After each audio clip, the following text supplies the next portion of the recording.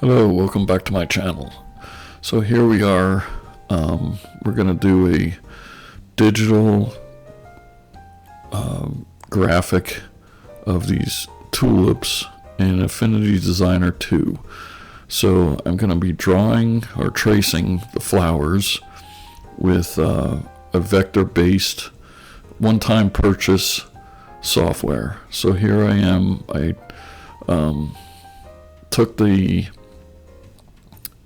transparency down so I could see the flowers, and here I am drawing a line around one of the tulips. So as you can see, I just freely used the pen tool and just outlined the flower tulip head, and then I'm going to go into the next part of the flower, the other flowers, and then also these leaves.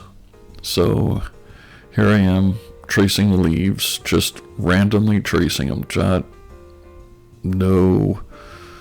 I'll straighten them out later on. It's just a quick drawing. It's an easier way to do something if you just want to draw in software and then print it out on watercolor paper. So you just use your regular home printer, and here I am just gonna trace it out real quick, and I'll stop talking while you can watch how this is done, and then I'll come back.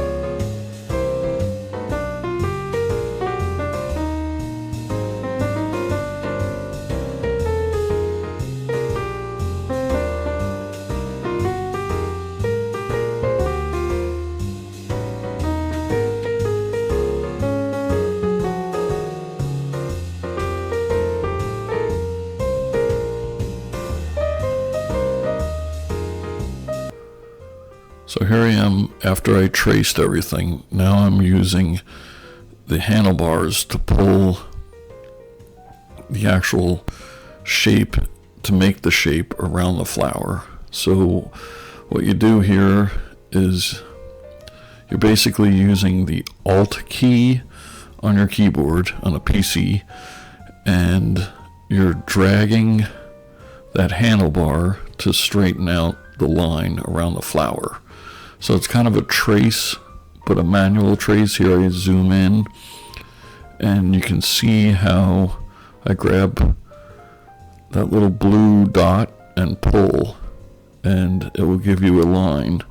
Now if you use the Alt key, you can just pull one side at a time. Now if you don't use the Alt key, it will move all oblongish looking way.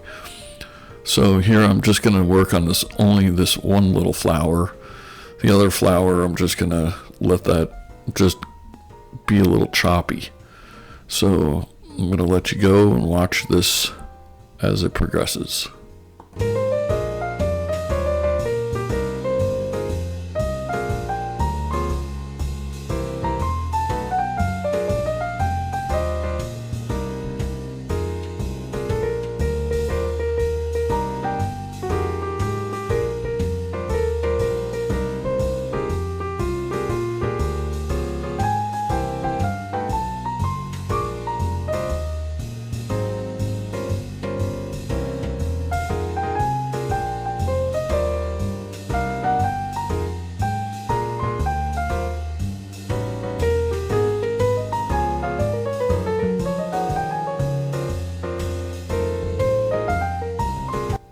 So here I am on the second flower, or the smaller one, and I'm doing the same thing, dragging the arms, and actually I didn't realize I am straightening out this flower.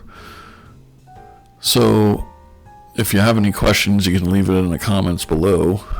It's a learning curve. It's not, you could just jump on your regular computer and just start doing this. It's kind of like Adobe Illustrator. If you wanted to use that software, it's the same exact software, except this one is just, you're not paying through the nose for software that you're not going to use all the time, whereas this is a less, I think I paid $120 for one-time use, and it's on my computer forever.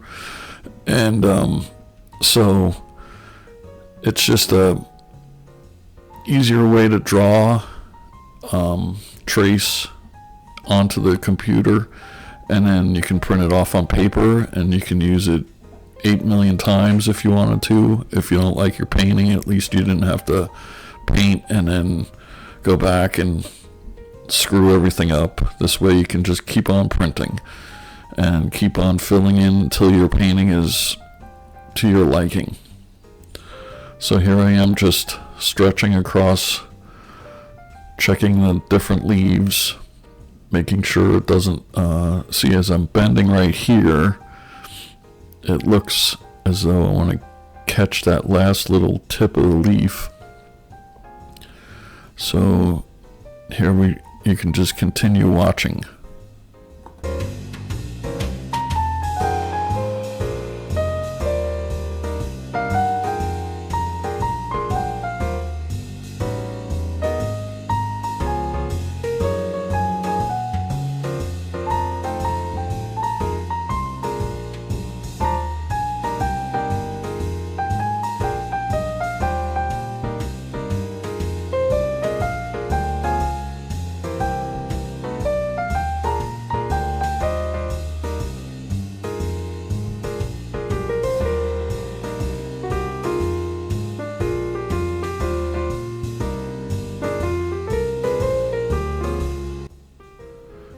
So here I am back, and we're just about to wrap it up here with the digital drawing. Here it is with the total trace. So I made it a little darker so you can actually see what I actually did. So there I collected it all, grouped it all together, and I'm going to show you in a minute here what it looks like. Not a minute, but some quick time. So I traced it in a light blue lines, and this is what it looks like after I traced it. Now it looks choppy. So now we're going into the wet wash. So the picture up onto the right side of your screen is the actual flowers. Now the painting might not look exactly like it because I'm just taking a regular watercolor brush.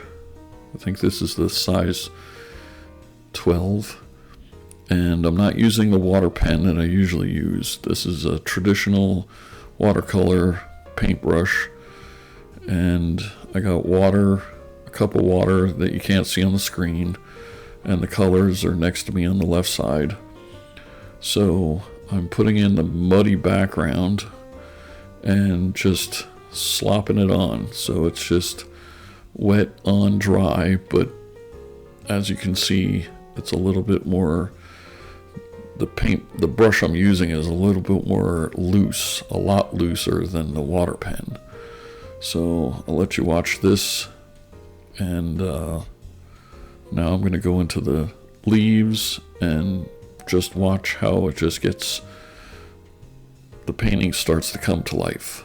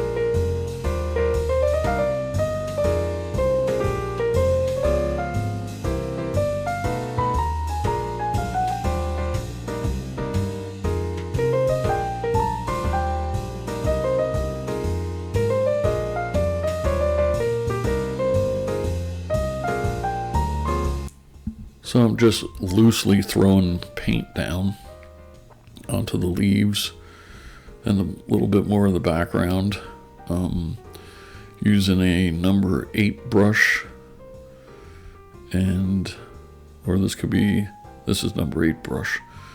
So as you can see, I'm painting with both my left hand and right hand, and you can try it both hands. I guess you use your full brain when you're painting a picture.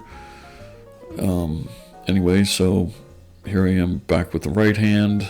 So when I usually just switch back and forth, because one hand gets tired, then I go to the other hand. So anyways, I'm putting in not much detail into the leaves, just throwing paint on, nice little wet wash. The paper is soaking wet, because you'll see a little bit of highlights or glassiness in the picture. The paper I'm using is 90 pound, which 140 pound didn't really go through my printer very well, so I had to use 90 pound. So the 90 pound paper is a lot lighter, and when it gets wet, it's bubbly, and it's you'll see that water really runs all over the place on it. So yeah, enjoy watching, and I'll be back in a little bit.